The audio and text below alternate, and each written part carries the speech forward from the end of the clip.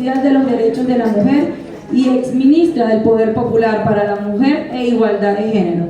Bienvenida, camarada María León.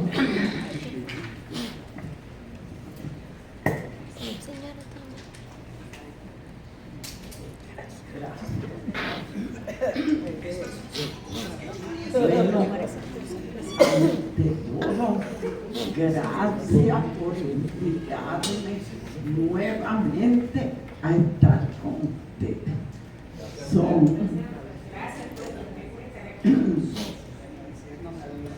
El corazón se emociona desde que entré y allá abajo tienen a Yolanda Poleo de Valle.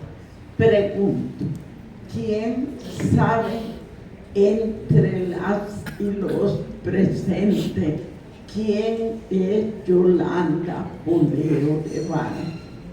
Yolanda, creo que era la dictadura Progreso, Carla Clara. No. Fíjense, ese es uno de nuestros dramas, la memoria histórica. Ese retrato que está allá abajo, al entrar, hubo una vez un accidente en Charallave. Un autobús mató a una ama de casa. Bueno, los abogados de la ama de casa demandaron, ¿cómo es que llama? Se me olvidó lo de los abogados, se me olvidó el término, pero lucro cesante. Entonces, ¿por qué? Bueno, porque ellos le dieron precio al trabajo de la ama de casa. Ella cuidaba niños, vale tanto, lavaba, vale tanto, cocinaba y así todas las labores. Y demandaron porque la expectativa de vida era hasta tal edad y eso era lo que se dejaba de ganar, y demandaron a la empresa de autobús. Bueno, la jueza que le tocó el caso era Yolanda Poleo de Valle, de aquí de la Candelaria, y ella sentenció. Eso fue un boom, porque el trabajo de las amas de casa no tenía hasta ese momento ningún valor. Y eso llegó a la OIT y eso recorrió el mundo. Y desde entonces tenemos en Venezuela la lucha porque se le pague a las amas de casa una remuneración. ¿Por qué? Porque los únicos trabajadores en la historia que no recibieron remuneración fueron los y las esclavizadas. Quiere decir que las amas de casa que no reciben remuneración son esclavizadas. En Venezuela hay más de 3 millones. Y decimos a las amas de casa, no a las que tienen trabajo fuera, que por lo menos tienen una entrada, a las que están dedicadas a ese solo trabajo. Entonces yo le pediría en sur que se celebre el aniversario de Yolanda Poleo de Valle, que es la que inició la lucha por el reconocimiento del trabajo de las amas de casa. Luego hay otra, pero estoy en broma ahorita con la memoria, que es la camarada que llevó el tema al Congreso, a la Constituyente, y ella fue quien logró que a ver si tú te acuerdas, que se redactara el artículo 88 de la Constitución. Es una camarada de Carabobo, no la podemos olvidar. ¿No Díaz Acevedo? No, No. ella ya murió, fue ya. ministra, era así de los más bellas. Blancanieves Portocarrero. Gracias, Dios mío. Blanca. Entonces, a esas dos mujeres, a una que lo reconoció como jueza y a la otra que lo redactó en la Constituyente, todavía no se ha hecho realidad. Debemos el reconocimiento a el valor económico de las amas de casa. Eso es una tarea de esta escuela. Pienso muy importante. El presidente Maduro ha hecho una labor muy hermosa con reconocer las 5 generaciones. Los precursores nos llaman a nosotros las viejitas y los viejitos. Bueno, pero es importante porque somos una continuidad, no como la gente cree que todo empezó con él. Hay gente que cree que cuando ella llegó fue que empezó todo, ¿no?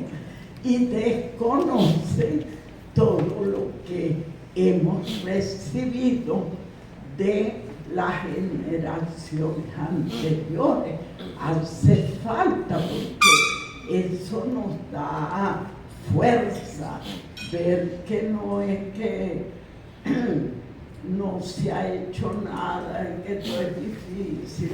No, empieza a ver la lucha, los grandes éxitos que se van teniendo y entonces te sitúa.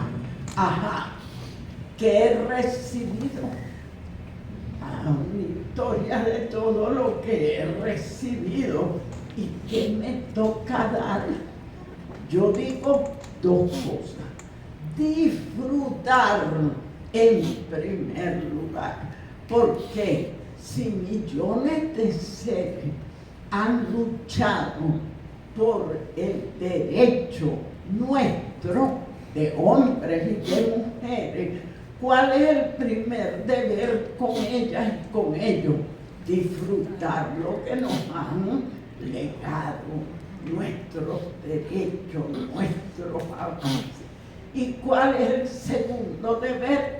Nuestro aporte para las generaciones que vienen. Porque así como recibimos, debemos nosotros dar.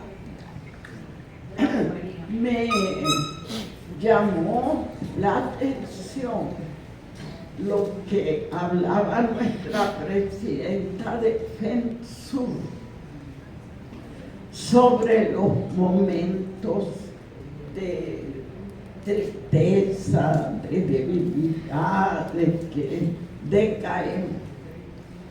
Y quería empezar por agradecer que hayan puesto de adorno en la mesa esas hortensias, que las que me conocen saben que es mi flor preferida.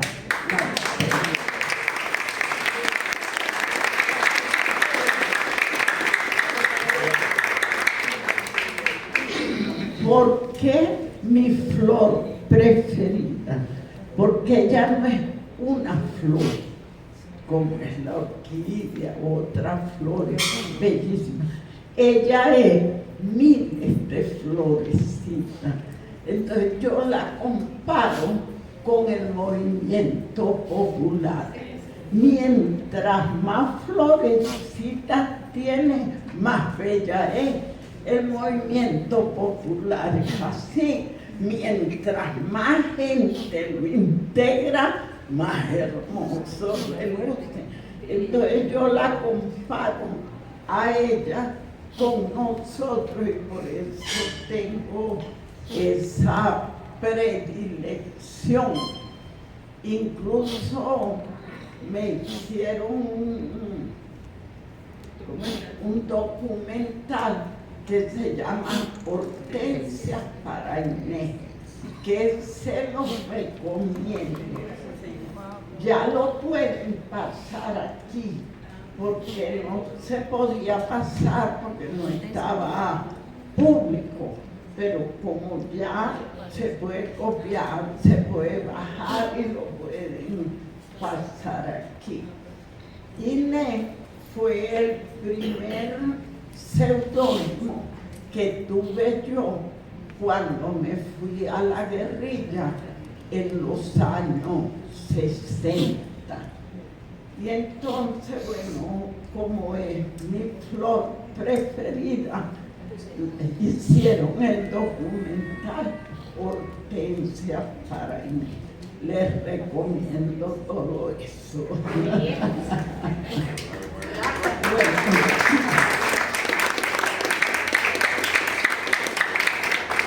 No es el tema, pero son cosas que quiero comunicar.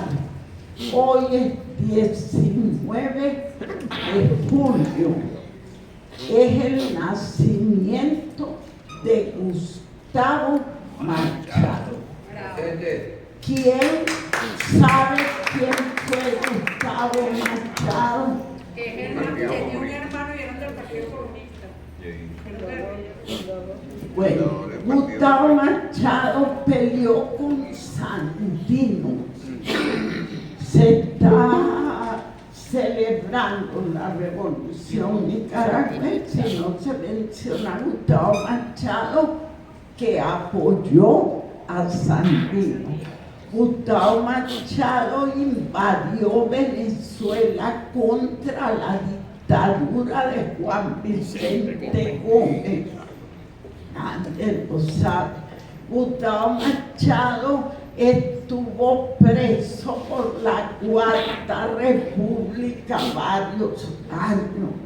Gustavo Machado es el fundador del Partido Comunista de Cuba y del Partido Comunista de Venezuela.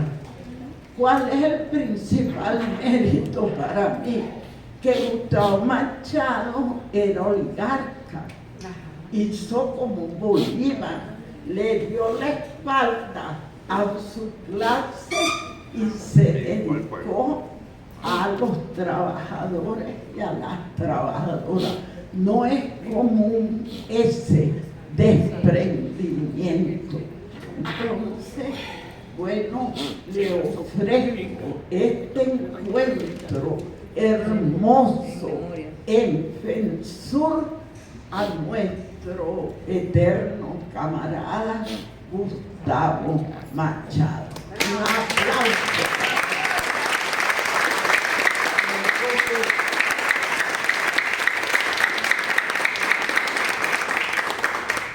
Y entonces una palabrita corta sobre el tema.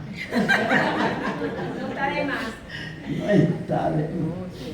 Yo recomiendo este libro que se llama Mujer y Nueva Humanidad, de José Manuel Hermoso, un hombre, pero hace un recuento del padecimiento histórico de las mujeres. Y habla de un caso de una tribu, sería un grupo que existe todavía en China y que todavía viven comunitariamente y tienen la herencia matrilineal. Viven como vivió siempre la humanidad, porque a nosotros nos cambian la visión del mundo cuando nos hacen pensar que la antigüedad es allá cuando existieron los reyes, después el feudalismo, el capitalismo, o sea, que la humanidad tiene una historia como de 8 o 10 mil años, según la cultura que nos imponen a nosotras, ¿no? Que es la cultura greco-romana y judeo-cristiana, cosa ajena a la humanidad, porque los científicos dicen que el Homo sapiens tiene 200.000 años sobre la Tierra. Otros dicen 120.000, pero sea uno o sea la otra, esta historia que nos enseña la cultura greco-romana y judeo-cristiana no tiene 10.000 años.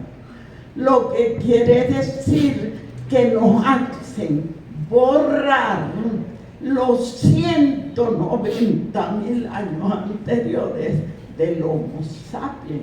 Y entonces aceptamos eso como la historia de la humanidad, la historia de esa cultura, no de la humanidad.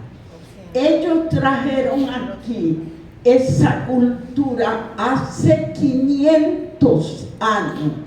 Quiere decir que desde hace 500 años para atrás la cultura nuestra no tiene nada que ver con la cultura greco-romana y judeo-cristiana. ¿Cómo vivían los tacariguas? Que está comprobada toda su historia. ¿Cómo vivían los que habitaban aquí, los toromaimas, los caracas que habitaban? Bueno, hay otro libro que les quiero recomendar del profesor José Gregorio Linares. Nuestra América, pasado comunitario y porvenir socialista. Esto es una cosa que le da un impacto a uno, porque esta cultura lo que tiene son 500 años aquí. Y aquí nuestra cultura tenía miles de años en este continente, antes que ellos. Entonces esa no es nuestra cultura, es una cultura impuesta. El que no la aceptaba o lo mataban o lo empalaban, porque así era que actuaban los españoles aquí. Y por eso terminamos creyendo la cultura de ellos impuesta. Pero no la podemos quitar fácil, porque es apenas 500 años, es nada. Y todavía está viva, porque aquí hay 42 grupos étnicos indígenas que mantienen tradiciones, que mantienen idiomas. Nosotros puro estudiamos inglés y francés, porque no estudiamos Yanomami, y porque no estudiamos Guarao, y porque no estudiamos los idiomas.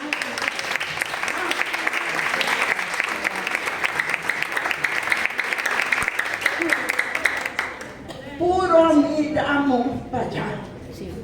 Tenemos que mirar para acá. ¿Por qué? Porque somos superiores a él. No es engreimiento, créanlo. Yo no soy engreída. Es que lo dijo Bolívar. Somos un pequeño género humano. ¿Por qué? Porque indio, español y negro. Aquí hay una unión de todo eso. ¿Ves? De la humanidad, somos un nuevo género humano, por eso somos diferentes. ¿Ustedes creen que otro pueblo habría soportado la guerra económica, habernos bajado el presupuesto de 100 a 1? ¿Y cómo soportamos? ¿Cómo? Porque somos especiales, porque la humanidad tiene sus ojos volcados hacia acá. Y ese es nuestro papel. Así como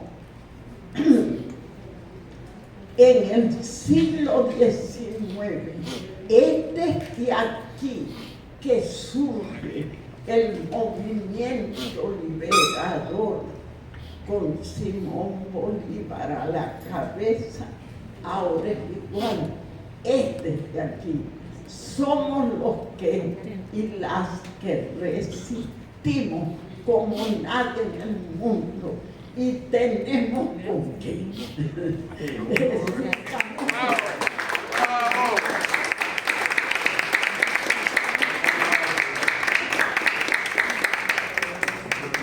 Entonces, yo quiero que cuando una recomendación, por eso estos dos libros, cuando hagamos el enfoque de la historia de la mujer, no nos situemos en la cultura grecorromana que tiene a Pandora.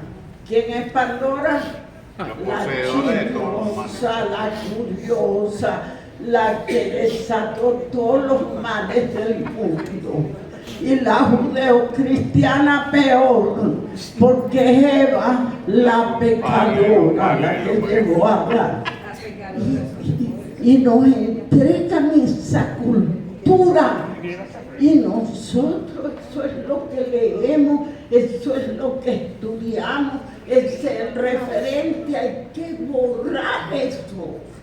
Nuestro nuevo filósofo, nuestra historia, la historia de nuestras mujeres, que no era de sumisión como las grecorromanas y las judeocristianas. Nada de sumisión, vivían en igualdad, producían, amaban, eran felices. ¿Comprende? Fíjese, el libro de José Gregorio Linares dice que cuando llegaron aquí era un asombro, porque aquí nadie mentía. Los que vivían aquí en este suelo bendito de Caracas y en toda la costa, no mentían, no sabían lo que era mentir, no sabían lo que era envidia. Porque envidia iban a tener si todo era colectivo. ¿Quién iba a envidiar a quién? Si todo les era común. Y entonces, fíjense esta observación de José Gregorio Linares. Resulta que esos viajeros, no hay robo, no hay mentira, no hay envidia, viven en armonía. Entonces llevaron el cuento a Europa, de eso que ellos habían tropezado aquí, que era para ellos asombroso, ¿no? Acuérdense que España estaba en total decadencia, que había una miseria grande en Europa. Bueno, entonces ellos llevan el cuento y Tomás Moro, inspirado en los cuentos de los viajeros, escribe el primer libro sobre socialismo, que se llama como Utopía. Utopía. El primer libro. ¿Inspirado en quién? En nosotros y en nosotras, en nuestra cultura. Y escribe Utopía, una sociedad, como le contaban que era la que habían tropezado aquí los viajeros. Después, Saint-Simon y otros escritores desarrollan Utopía, el socialismo utópico, y después Marx desarrolla el socialismo científico. Pero ¿de dónde fue? De aquí. Inspirado de dónde? De nosotros, que vivíamos en armonía, en hermandad, sin robo, sin envidia, con amor a la naturaleza. Por eso les recomiendo ese libro, porque es una investigación del camarada José Gregorio Linares. Así que el socialismo no nos lo trajeron de allá. El socialismo nació de aquí. Los comunitarios,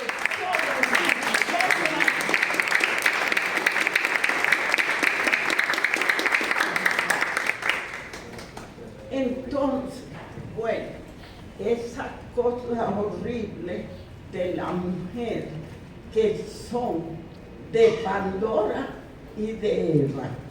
Una la pecadora y la otra la curiosa. No tiene nada que ver con nuestra cultura. En absoluto, es un problema de ellos. Y además es de 8.000 años. Casi nos hacen creer que la historia de la humanidad son 8.000 o 10.000 años. No. Aquí demostrado, por ejemplo, tribus de hace 15 y 20.000 años se han hecho aquí los estudios y hay testimonio de lo que entonces esa cultura nos es ajena y ya ha surgido gracias a Hugo Chávez, porque otra reflexión que quiero que se lleve, nosotros nos independizamos hace 200 años, pero hasta que llegó Hugo Chávez, los libros en que todos aprendíamos venían de España, de Santillana y de Santillana. ¿Qué tal? ¿Qué independencia habíamos logrado, hijo? Ella, nada, nos seguían educando con su cultura, con sus prejuicios, con sus vicios. Chávez se da cuenta y a partir de Chávez cae la estatua de Colón. Fue unos muchachos, pero empezó un proceso de descolonización. Pero está empezando todo lo que nosotros le enseñamos a nuestros hijos e hijas, todos los valores, todos nuestros libros están basados en esa cultura, una cultura cruel que mató 100 millones de indios para imponerse aquí y nosotros seguimos calándonos eso y citando a esos. Yo me da risa cuando se para uno de nuestros intelectuales al citar a esos filósofos antiguos. Yo no quiero nada con ellos, ni con la cultura griega, ni con la romana, nada de eso. Vamos con lo nuestro. Aquí hay nuevos filósofos, aquí hay nuevos investigadores, investigadoras, y están sacando de las catacumbas lo que nos pertenece. Y ese fue el proceso que inició Hugo Chávez.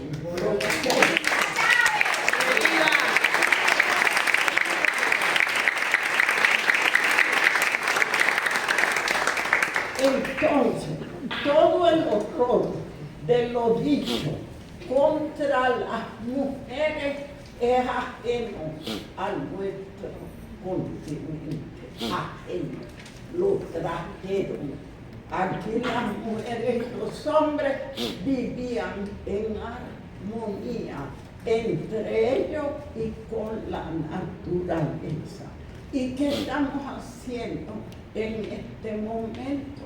Rescatar todo lo que es nuestra propia historia. Y bueno, es una nueva cultura porque ellos nos dejaron costumbres, creencias, pero todo lo que es mentiroso de ellos lo podemos rechazar.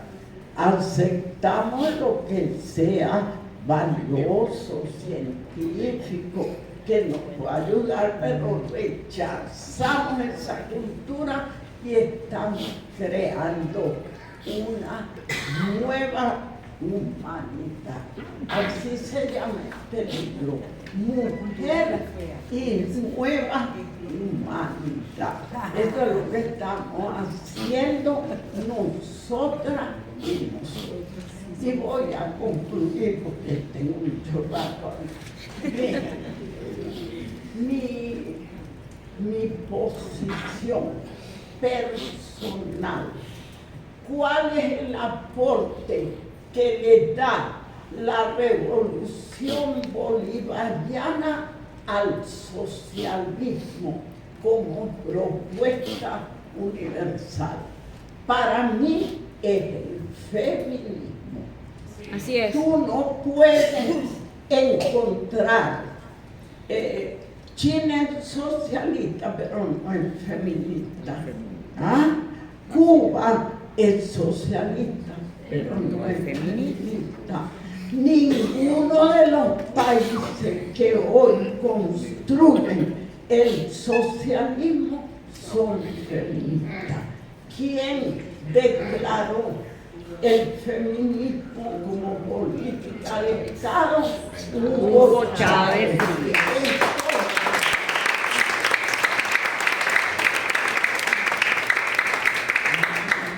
Para María León, la herencia de Hugo Chávez fundamental es el socialismo bolivariano y feminista.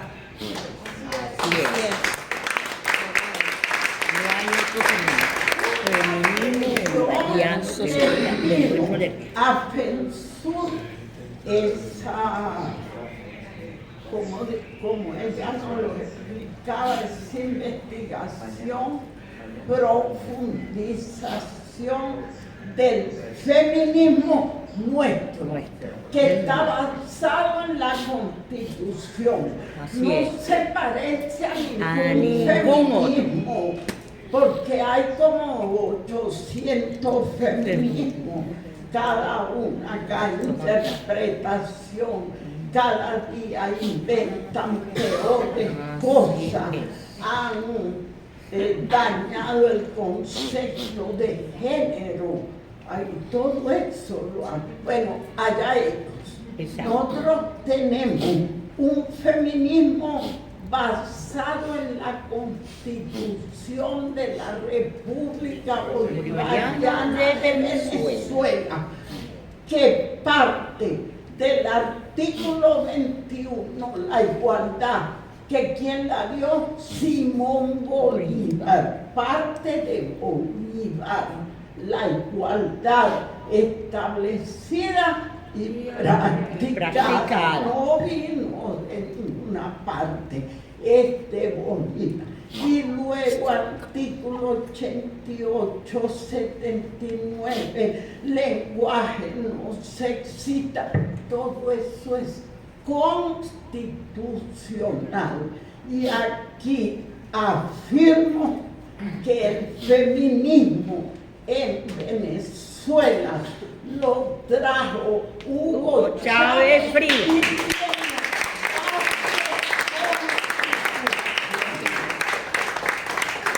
¿Estamos? Están de acuerdo? Sí.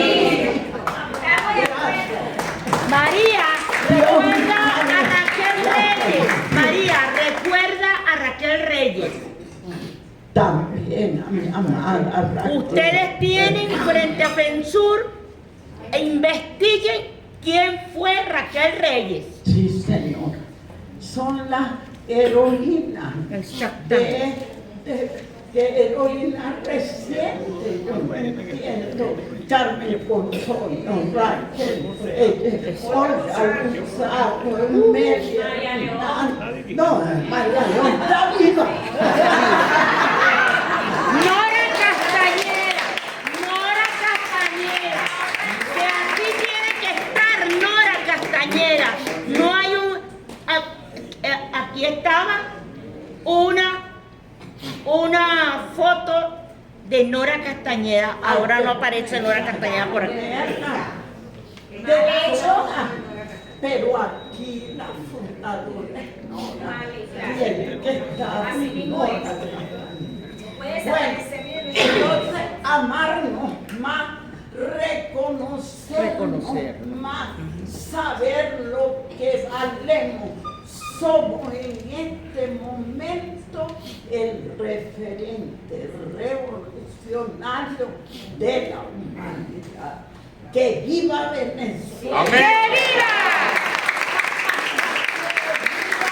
¡Nicolás Maduro! ¡Que viva!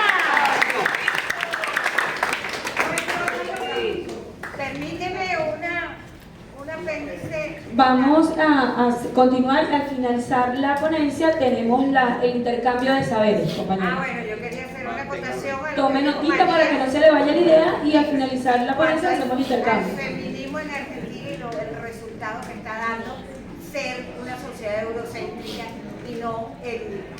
Perfecto. Muchísimas gracias, camarada María. Ahora tenemos como ponente en esta oportunidad, en esta valiosa oportunidad, a la compañera Geraldina Colotti, profesión oficio, escritora, poeta y periodista, nacionalidad italiana, poeta y escritora articulista internacional. Ha publicado más de 10 libros de ensayo, poesía, cuento y novelas.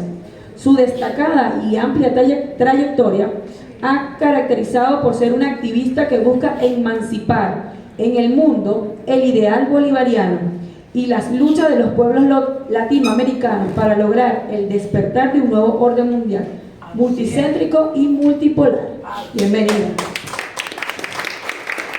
Muchas gracias, camarada. Bueno, un gran honor estar aquí entre mujeres y hombres revolucionarios.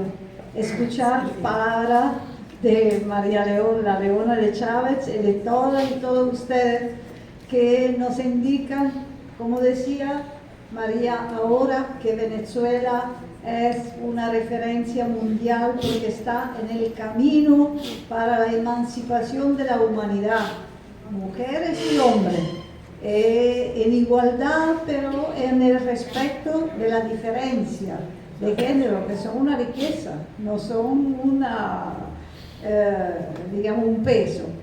Bueno, siempre me piden, ¿por qué tú amas tanto a Venezuela? ¿Por qué hace tanto sacrificio para volver a Venezuela? Hasta que Trump me puso las sanciones, entonces todas las veces me toca hacer de todo. ¿quién te paga? ¿No? Porque hay también lo que dice, esto enchufado y todo. No, imagínense, yo siempre estoy en la calle con el pueblo, que es de donde vengo, por el cual siempre accionaré. Y yo le digo, miren, lo que me da Venezuela no tiene precio, porque nos ha entregado a nosotros, los revolucionarios del siglo de antes, que no logramos tomar el poder con las armas, una nueva esperanza, un nuevo tiempo en el partido entre comunismo y capitalismo, mostrando que sí se puede, mostrándonos evidentemente que la teoría no es una camisa de fuerza, sino una guía para la acción. Los principios son así. Esto también las mujeres lo saben mejor que los hombres, porque tienen siempre que buscar la manera de seguir adelante, de poner, bueno, usted lo sabe, ¿no? Yo siempre estuve aquí cuando ha habido la medida, todo tipo de ataque a Venezuela, siempre, desde la guarimba y las mujeres, como siempre nos decía María, es el principal blanco de estos ataques, porque que las mujeres vuelven atrás, vuelven a la casa, en una manera como era en la Cuarta República, como sigue siendo en los países capitalistas. Esto es el principal logro que ellos quieren, el capitalismo, el imperialismo quiere conseguir, porque una mujer inconsciente, una mujer que no puede dirigir como es en Venezuela, el 80% de todos los organismos populares, que llegó a lo más alto nivel del poder popular constituido, evidentemente, como somos más de la mitad del mundo, por ellos es un gran logro. Pero no lo han podido conquistar aquí en Venezuela y no lo van a hacer tampoco en estas grandes ocasiones que tenemos para mostrar lo que esta revolución ha permitido para todas las mujeres, no solamente de Venezuela, sino del mundo. Y aquí siempre hay pertinencia con la palabra descolonizar.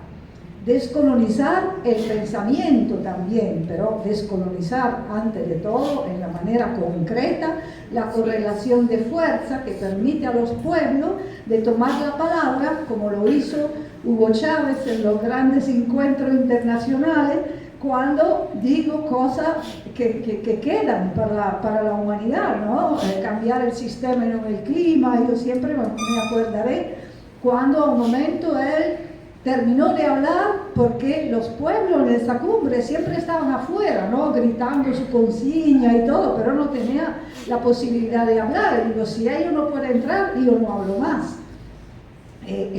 Chávez permitió en todos los foros internacionales que el pueblo mujer tome la palabra. ¿Pero por qué lo permitió? Porque permitió a las mujeres de ayudarlo a descolonizar su pensamiento. Y esto antes hablábamos con el compañero con mucha humildad, entonces con mucha fuerza. Hay hombres aquí que admiten que tiene que aprender de la mujer a descolonizar su pensamiento. Y las mujeres tienen que aprender de la hermandad,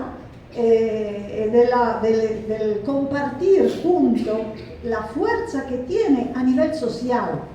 Sabemos que si hay una sala, un salón con 100 mujeres, entra un hombre y todas, cuando no son conscientes, todas de inmediato miran al solo hombre y la palabra del hombre parece que sea una palabra de todo y todo. No es así. Porque si hay 100 mujeres en una sala, estas mujeres tienen que ser conscientes del valor social que tiene, que es una otra mujer sujeta, por supuesto social, no mujeres de la burguesía, que tiene que entregar el valor social a otras mujeres. Por eso que en los países capitalistas pocas mujeres votan a otras mujeres. Yo aquí, otra cosa más, el lenguaje. Vamos a hablar un poquito de eso, pero como es mejor que compartimos, no voy a tomar mucho tiempo. Por ejemplo, uno está en la calle pasa una mujer, una bella mujer, hay 10 hombres que no se conocen entre ellos de inmediato. Ellos buscan la palabra común para decir grosería a esta mujer, porque ellos se identifican en un hecho social, por supuesto que es el mal hecho social, pero ellos buscan entre ellos una complicidad que lleva a mujeres que no son conscientes a ser casi hombres, de segunda categoría, por supuesto, pero no identificarse como mujeres verdaderamente empoderadas por el pueblo, sino como unas mujeres que imitan la autoridad del hombre, los comportamientos, la postura del hombre. Eso no tiene nada que ver con lo que es una revolución verdaderamente socialista y feminista. Y esto tiene que ver con los medios, con los medios hegemónicos, por supuesto, pero no solamente. Y esto es un poco el tema de esta breve reflexión que quiero hacer con ustedes y después para compartir. Digo más o menos así: contra la mujer, la primera fake news de la historia. Si consideramos el significado de la fake news como falsedades, engaños, mentiras con fines propagandísticos, vemos que la primera fake news gigantesca fue la fake news contra la mujer, que se ha perpetrado a lo largo de los siglos. Una sugerencia, por supuesto, que hemos optado por utilizar en el título para recordar el relato impuesto por la opresión patriarcal que aún persiste, incluso en los puntos más altos alcanzados por la mujer en la visión del poder, el famoso techo de cristal, para ser la eterna segunda. Y aquí quiero hacer una anotación. Estoy escribiendo, no sé si a usted le pasó de verla, en el Correo del Orinoco, una reseña semanal que se llama Noticias desde Europa. Esta semana he estado hablando de las elecciones en la máxima instancia ejecutiva de la Unión Europea, donde hay mujeres en los máximos niveles de poder, pero son todas mujeres del capitalismo y del imperialismo, porque si la pusieron ahí es porque sirve mejor con su cara de mujer al sistema de opresión verdadero de los pueblos. Se la cuentan entre ellas, pero cuando se trata de decidir los destinos del mundo, por supuesto ellos son por la agresión a Rusia, por el genocidio en Palestina y por toda la medida coercitiva unilateral, porque así se tiene que llamar, contra su mismo pueblo, contra el pueblo que teóricamente tendría que defender esta Europa, que es la Europa no de los pueblos, sino de los banqueros, de la imposición de planes de ajuste estructural que se sirve de robo a los recursos de los pueblos. Entonces se sirve de la opresión de las mujeres, porque pasan toda la medida enmascarada un poquito, porque se habla mucho también de logros de las mujeres, pero no. La primera cosa que indica el nivel de desarrollo verdadero de una sociedad es la condición de las mujeres, la condición verdadera, que empieza por lo económico, como estaba diciendo María antes, ¿no? Yo cuando ella me explicó este episodio hace muchos años, yo lo difundí en el mundo. Ha sido, de verdad, ha sido una noticia, una reflexión importantísima para hacer entender qué es el feminismo en Venezuela. Bueno, el relato dominante, por lo contrario, ha negado, como sabemos, el saber femenino, demonizándolo y llevándolo a la hoguera, principalmente sobre la base de la dicotomía que atribuía al hombre la tarea de reflexión y acción en lo público, a la mujer la esfera privada en que consumir toda la opresión patriarcal. A lo largo de los siglos, mujeres y hombres actuaron y se destacaron en dos esferas diferentes de la vida.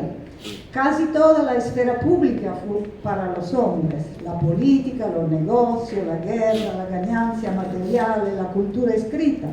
A la mujer iba la esfera afectiva, el trabajo de cuidado, los nacimientos y las defunciones, la cultura hablada. Así, la masculinidad se ha ido formando y potenciando en el ámbito productivo, la feminidad en el reproductivo. Durante mucho tiempo, en efecto, a pesar de la participación de la mujer en el trabajo, simbólicamente, este quedó para ella como una actividad pendiente de la reproductiva. Como enseña el marxismo, la producción material es también producción de símbolos, lenguaje, valores e interpretaciones de la realidad en la que se configuran la identidad sexual.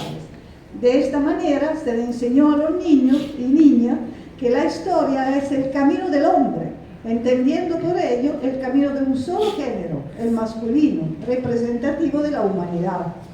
Una anécdota de la historia de la filosofía antigua, narrada por Platón, se refiere a Tales, el primer filósofo, y se lo conoce como la sirviente de Tracia.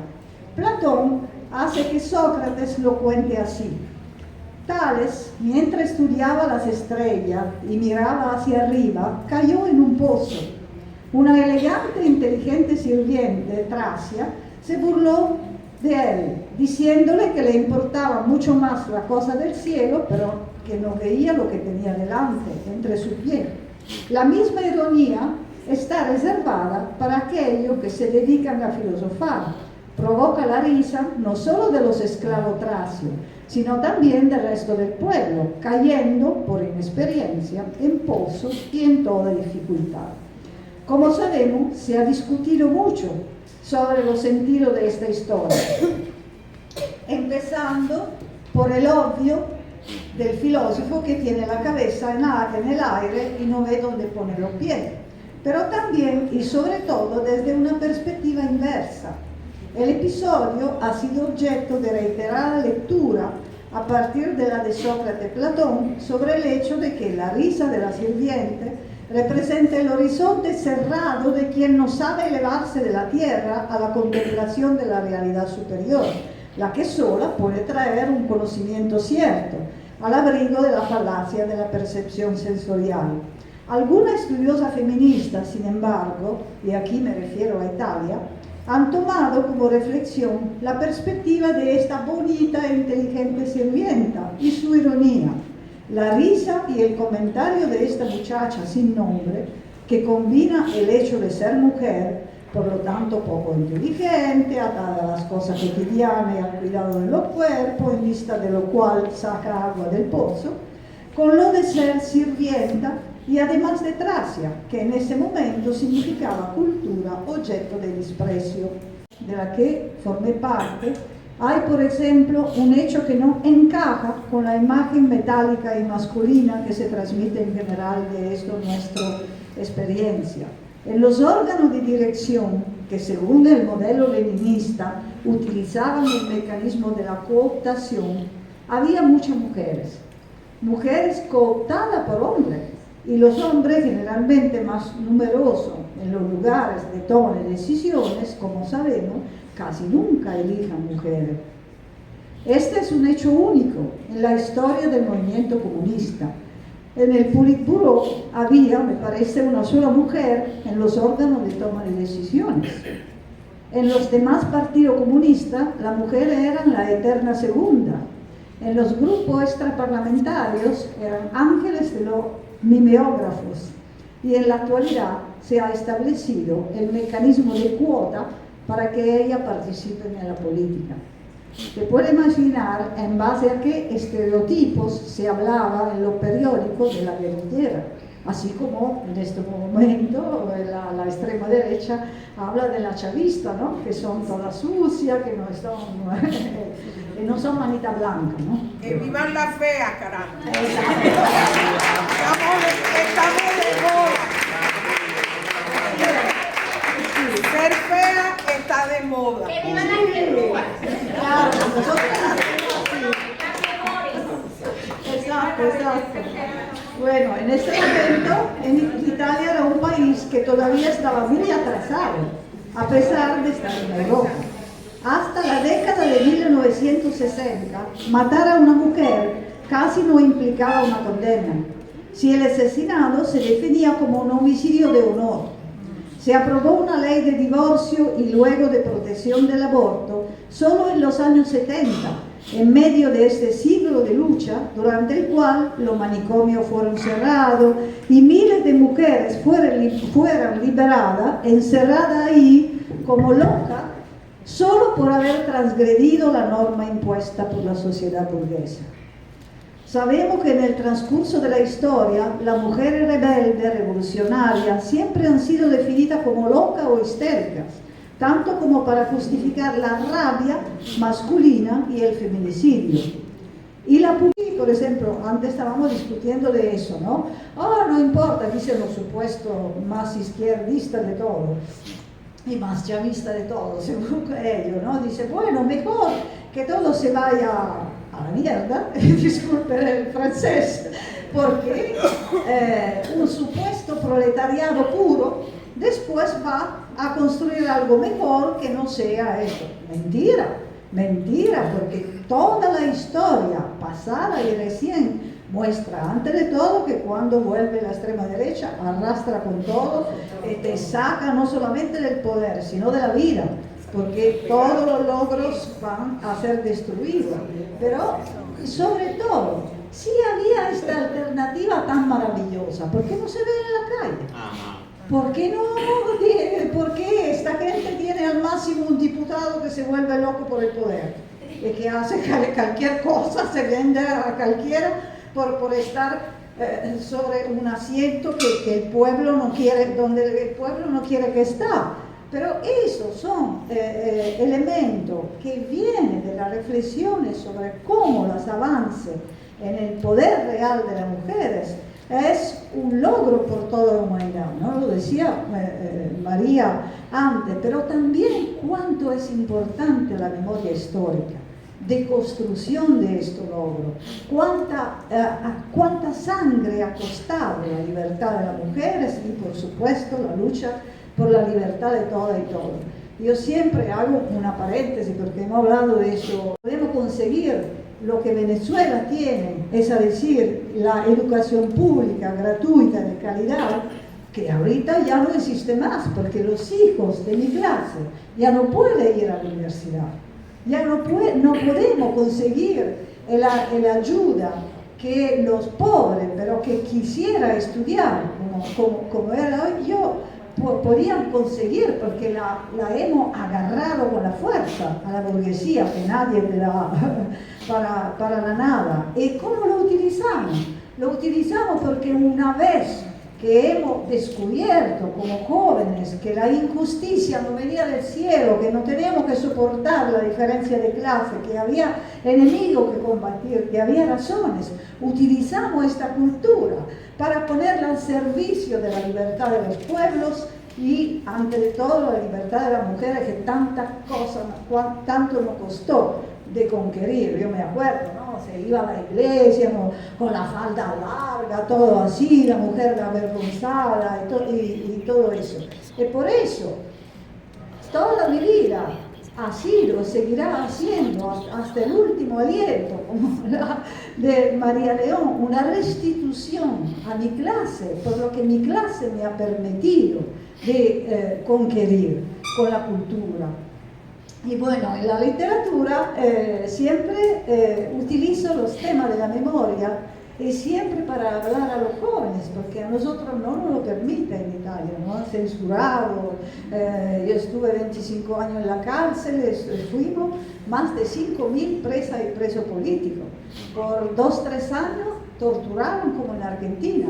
Ha sido una política de Estado, pero nadie sabe todo eso, porque por supuesto la burguesía, cuando gana, la primera cosa que hace es destruir la memoria histórica con las jóvenes. Y son los jóvenes y las jóvenes blancos de todos esos ataques, sobre todo de Europa.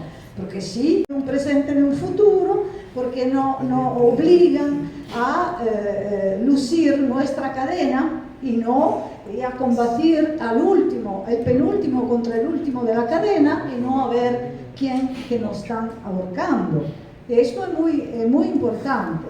Por lo tanto, es necesario investigar más a fondo, creo, en qué medida la posibilidad del sujeto mujer de pensarse a sí misma como un individuo está enraizada en los desarrollos de la división del trabajo y la diferenciación social, así como en la forma de trabajo colectivo, en la lucha que tales relaciones y contradicciones pueden desencadenar. Y aquí, una vez más, la revolución bolivariana y el feminismo que indaga en la realidad concreta y en la historia como historia de lucha de clase y como lucha anticolonial, a partir del sentir pensar, señala un rumbo para la mujer de la clase populares también en Europa, una dirección fundamental para escapar de la trampa del pensamiento dominante y la guerra mediática que lo acompaña, porque hay código semántico obligatorio para los periodistas a partir de las agencias de prensa internacionales y nacionales que replican la posición de los Estados Unidos.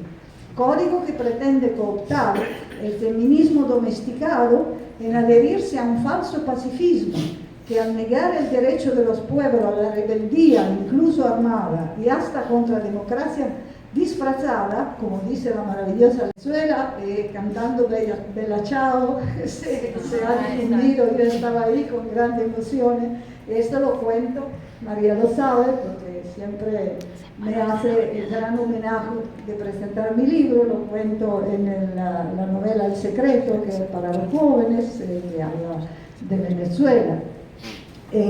Termina siendo funcional al imperialismo, como también vemos con respecto al conflicto en Ucrania.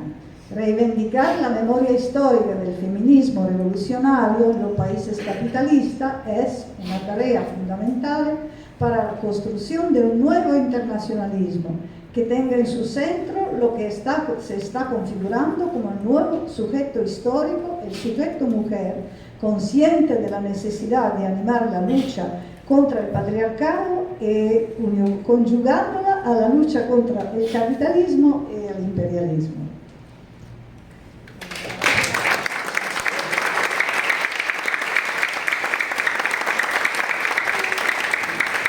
Mil disculpas para el español.